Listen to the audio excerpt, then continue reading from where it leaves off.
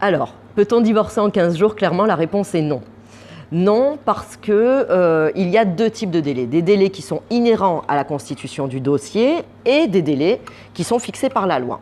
Les délais inhérents à la constitution du dossier, eh bien, il faut tout simplement laisser le temps à votre avocat de s'assurer de votre accord sur les conséquences du divorce. Et ça, il faut que les deux avocats, parce que désormais, chaque époux doit avoir son propre avocat, il faut que les deux avocats s'entendent sur ce que veulent leurs clients, de manière respective. Donc, constitution du dossier. Ensuite, il faut obtenir des actes d'état civil, et des actes d'état civil récents, datant de moins de 3 mois. Il faut donc faire la demande de l'acte de mariage auprès de la mairie de mariage et de l'acte de naissance de chacun des époux, mais également de chacun des enfants. Et les délais pour obtenir ces différents actes peuvent varier selon les mairies concernées. Montpellier, par exemple, c'est très rapide, mais une petite commune peut mettre une quinzaine de jours, par exemple, pour délivrer ce type d'acte. Ensuite, il va falloir réunir de nombreuses pièces. Et la constitution et la réunion de ces nombreuses pièces peut prendre du temps, mais ces délais-là, finalement, reposent entre les mains de chaque époux.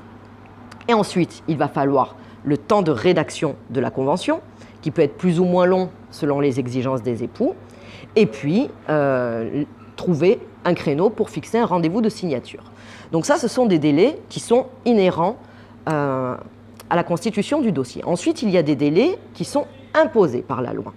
Il faut savoir qu'à partir du moment où nous avons une convention de divorce qui est à l'état de projet, ce projet doit être adressé à chacun des époux par lettre recommandée.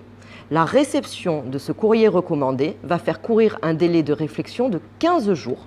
Et ce délai est impératif. Il faut obligatoirement que 15 jours s'écoulent entre la réception du projet par recommandé et le rendez-vous de signature de la dite convention. Le notaire va s'assurer du respect de ce délai de réflexion de 15 jours. Donc 15 jours à partir du moment où l'on reçoit le projet. Ensuite, on fixe la date de signature, on signe la convention de divorce. À compter de la signature, l'avocat a 7 jours pour adresser la convention signée au notaire qui va se charger du dépôt. Lorsque le notaire va réceptionner la convention de divorce signée, il a pour sa part, lui, 15 jours pour procéder au dépôt. Donc tous ces délais mis bout à bout, à minima, on est sur 1 mois et demi.